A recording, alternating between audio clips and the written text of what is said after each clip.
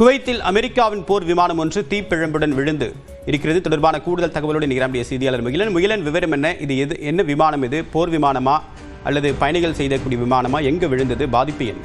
தேவா, தற்போது இருக்கக்கூடிய ஒரு பரபரப்பான சூழ்நிலையில் அமெரிக்காவுக்கு சொந்தமான F-15 ரக விமானம் தற்போது குவைத்தில் விபத்துக்குள்ளாகி விழுந்து நொறுங்கியுள்ளது. மிக முக்கியமாக இந்த F-15 ரக விமானம் என்பது ஒரு அதிநவீன தொழில்நுட்பங்களை கொண்ட ஒரு புதிய விமானம் என்றே நாம் எடுத்துக்கொள்ளலாம். இதில் பல்வேறு மாற்றங்கள் கொண்டு இந்த விமானம் தற்போது தேவைக்கு ஏற்ப அந்த தொழில்நுட்பத்துடன் இயக்கப்படுகிறது. இந்த விமானம் தற்போது குவைத்தில் விபத்துக்குள்ளாயிருக்கிறது. இதற்கு காரணம் என்ன?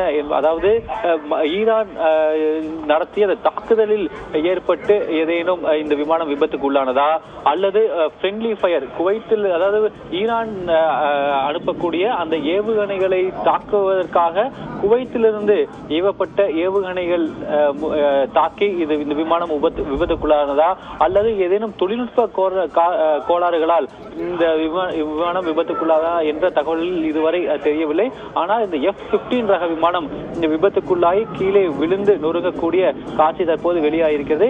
இந்த விமானத்தில் இரு விமானிகள் இருந்தனர். ஒருவர் விமான பைலட், இன்னொருத்தர் வெப்பன்ஸ் ஆபீசர் என்று கூறுவார்கள். இருவருமே அந்த விமானம் கீழே விழுந்து நொறுங்குவதற்கு சில நொடிகளுக்கு முன்பாக இந்த எமர்ஜென்சி எக்ஸிட் பயன்படுத்தி இந்த பாராசூட் மூலியமாக அவர்கள் தற்போது பத்திரமாக அவர்கள் தரையிறங்கி இருக்கின்றனர். அவர்களை மீட்டு மேலக சிகிச்சைக்கு அனுப்பப்பட்டிருக்கிறது. ஆனால் இந்த விமான விபத்திற்கான காரணம் என்ன என்பது இதுவரை தெரியவில்லை. இது தற்போது இந்த போர் நடந்திருக்கக்கூடிய சூழ்நிலை இந்த விமானம் நடந்திருப்பதை பல்வேறு கேள்விகளை எழுப்பியிருக்கிறது. தேவா, விரிவான தகவலுக்கு நன்றி.